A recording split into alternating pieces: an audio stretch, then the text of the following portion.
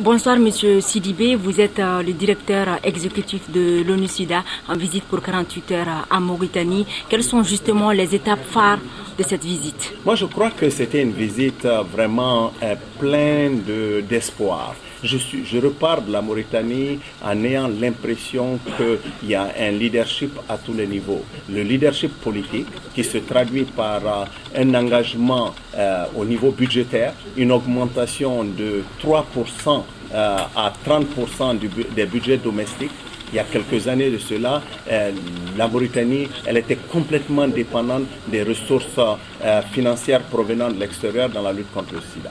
Nous avons vu aussi un engagement vraiment très clair de la société civile, des religieux, des partenaires techniques pour essayer de contenir l'épidémie. Donc nous voyons une baisse des nouvelles infections, nous voyons la possibilité de dire bientôt qu'on n'aura plus d'enfants qui vont naître avec le sida en Mauritanie, ce qui va nous permettre d'avoir une nouvelle génération sans sida.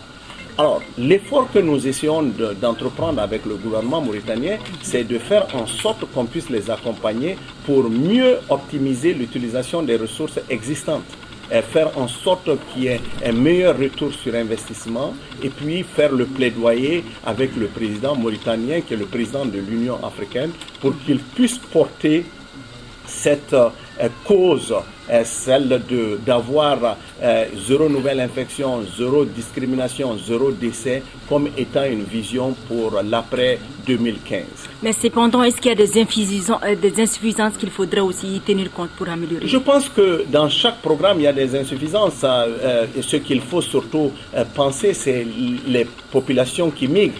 Il faut savoir comment les contenir, comment faire en sorte qu'on puisse travailler avec les populations vulnérables, les populations qui sont à risque et mieux les intégrer dans nos stratégies d'approche. Mais aussi, moi, je crois que ce qu'il faudrait, c'est qu'on aille de plus en plus vers une intégration de tous nos efforts. Sortir le sida de son isolement, faire en sorte que les liens entre le sida et la santé maternelle, le sida et la santé de l'enfant, le sida et la tuberculose, le sida et le cancer du col de l'utérus, soit certainement l'hépatite, qu'on puisse les intégrer dans une approche cohérente.